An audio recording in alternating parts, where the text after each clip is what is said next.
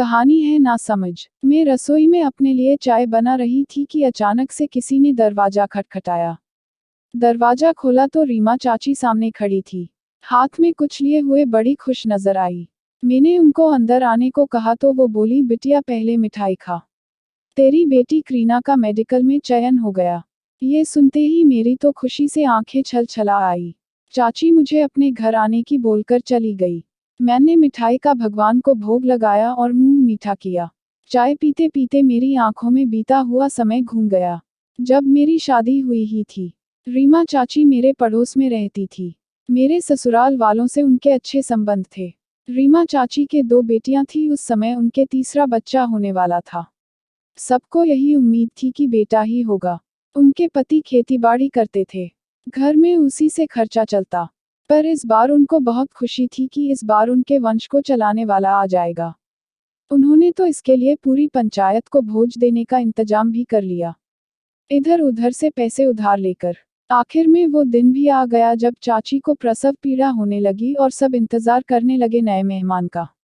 पर दाई ने बुरा सा मुंह बनाकर बताया तो सबका मुंह उतर गया। उनको इस बार भी बेटी हुई। चाची बहुत रो रही थी।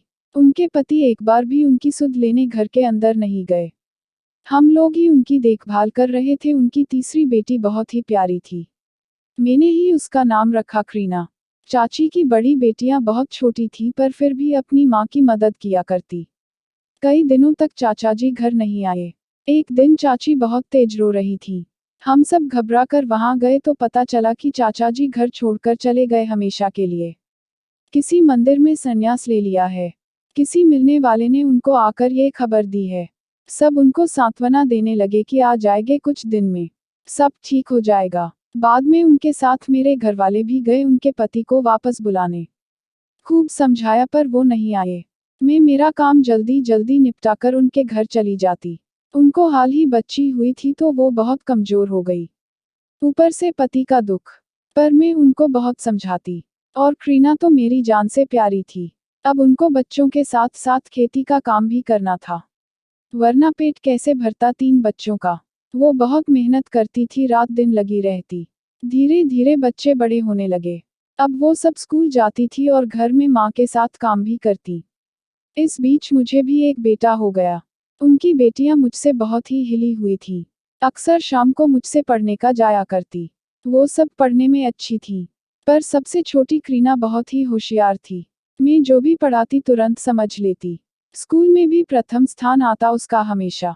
हर एक्टिविटी में भी भाग लेती। एक दिन मैं सब बच्चों से ऐसे ही पूछ रही थी कि कौन क्या क्या बनना चाहता है बड़े होकर। तो सब अपनी अपनी चॉइस बता रहे थे। पर क्रीना चुप रही। मैं बोली, तुम क्यों नहीं बता रही? तो वो बोली, आंटी मैं बड़ी होकर डॉक्टर बनना चाहती हूँ। पर मुझे कौन बनाएगा डॉक्टर? मेरी माँ इतना पैसा कहाँ से लाएगी? मैं सोच में पड़ गई, इतनी सी बच्ची की ऐसी सोच। मैंने ये बात रीमा चाची को बताई। कुछ दिन बाद उन्होंने कुछ भैंसें पाल ली और उनका दूध बेचने लगी। अब उनका काम और भी बढ़ गया। वो अब और भी व्यस्त हो गईं। बच्चे अच्छे स्कूल में पढ़ने लगे। बड़ी बेटी अब बीएड कर रही थी और वो मोहल्ले के कुछ बच्चों को ट्यूशन पढ़ाकर माँ का हाथ बटाने लगी और अपनी पढ़ाई भी करती। कुछ साल बाद केंद्रीय विद्यालय में टीचर हो गई। अब घर में पैसों की तंगी धीरे धीरे कम होने लगी। छोटी भी प्री बीएड की तैयारी करने लगी। उसी साल क्रीना का 12वीं का रिजल्ट आया। वो सबसे पहले अपनी कोई भी खुशी मेरे साथ बांटने आती। मैं उसे अपनी बेटी से भी ज्यादा मानती थी। क्रीना ने बताया उसे जिले में दूसरी रैंक मिली है साइंस से। घर में सब लोग खुशियां मना रहे थे। बस रीमा चाची दुखी थी कि काश आज उनके पति उनके साथ होते और देखते कि जिन बेटियों की वजह से वो उसको छोड़ गए आज वही बेटियां उसके लिए क्या है। अब क्रीना को मेडिकल की पढ़ाई के लिए बाहर जाना था जहां लोग डॉक्टर की पढ़ाई के लिए जाते हैं। क्रीना खुश भी थी क्योंकि उसके सपनों को पूरा करने का उसे अवसर मिल रहा था। और मन ही मन कहीं उदास भी थी कि हम सबको छोड़कर कैसे जाएगी बाहर रहने। पर जाना तो था ही उसे। हम सब ने मिलकर उसकी पैकिंग में मदद की। चाची की बड़ी बेटी और मेरे पति उसको शहर छोड़ने गए। वहां उसके रहने की व्यवस्था करके आए। हम सब क्रीना को बहुत मिस करते। मेरा बेटा तो उसे अपनी सगी बहन की तरह रखता।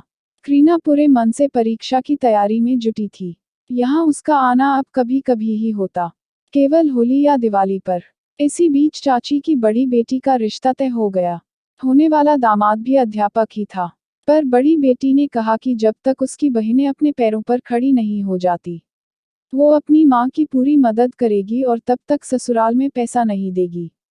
इस बात से उसके ससुराल वाले सहमत हो गए और वो शादी के बाद भी अपना पैसा अपनी माँ को ही भेजती, क्योंकि उसे पता था कि उसकी माँ ने बहुत मेहनत की है और खुद के दम पर अकेले रहकर उनको आज इस मुकाम तक पहुंचाया है। अब छोटी बेटी भी बीएड कर चुकी थी और टीचर एग्जाम की तैयारी में जुटी थी।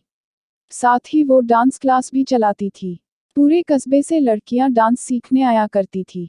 वो अब चाची को काम भी कम ही करने देती, क्योंकि अब चाची ज्यादातर बीमार सी ही रहती।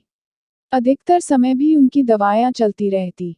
छोटी उनका बहुत ही ध्यान रखती, क्योंकि अब वो अकेली ही थी घर पर। बड़ी बहन ससुराल से हफ्ते में एक बार ही आ पाती और करीना तो 2 साल से बाहर थी। उसका अभी सिलेक्शन नहीं हो पा रहा था मेडिकल में।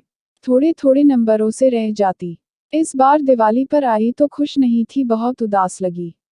मैंने पूछा तो रो पड़ी कि हर बार बहुत मेहनत करती हूँ, पर हमेशा रह जाती हूँ। मैंने उसे चुप किया और समझाया कि तुम्हारी तरह बहुत से बच्चे हैं, पर अगर मन में लगन हो तो हम कुछ भी कर सकते हैं। बस हमको हिम्मत नहीं हारनी है, जुटे रहना है हर परिस्थिति में। भाई दूज पर करीना अपने भाई यानी मेरे बेटे को तिलक करने आई और मुझसे हर हाल में खुश रहने और पढ़ाई में मेहनत करने का वायदा करके गई। इस बार मैंने उसे उसके मनपसंद कलर की नई ड्रेस दिलवाई। वो खुशी खुशी चली गई। जब भी उसकी माँ उसके पिता की वजह से रोती, वो खुद को इसकी अपराधी समझती कि उसकी वजह से उसके पिता माँ को छोड़कर चले गए। न वो जन्म लेती, न ही ऐसा होता, काश मेरी बजाय माँ को एक बेटा ही हो जाता, तो आज वो खुश तो रहती। न उनकी ये हालत होती, न वो इतनी बीमार रहती। पर हम सब, खासकर मैं उसको समझाती कि ऐसा कुछ नहीं, वो इसकी जिम्मेदार नहीं। मैं उसे बोलती तुम तो मेरी बेटी हो। आज उस करीना का मेडिकल में चयन होने पर सब बहुत खुश थे और उसकी माँ सबका मुंह मीठा कराते हुए फिर रही थी। हम सब करीना का इंतजार कर रहे थे। वो परीक्षा के बाद कुछ दिन के लिए अपनी बहन के यहाँ गई थी और आज आने वाली थी। जैसे ही वो आई, माँ ने उसे गले से लगा लिया और कहा, नासमझ है वो लोग जो इस अनमोल रत्न को ठुकरा गए। और आज चाची ने करीना के डॉक्टर बनने की खुशी में पूरी पंचायत को भोज देने का फैसला किया। ऐसी ही अच्छी कहानी देखने के लिए इस कार्ड पर क्लिक कीजिए। अगर आपको कहानी पसंद आए तो लाइक और शेयर कीजिए और चैनल को सब्सक्राइब करना मत भूलिए।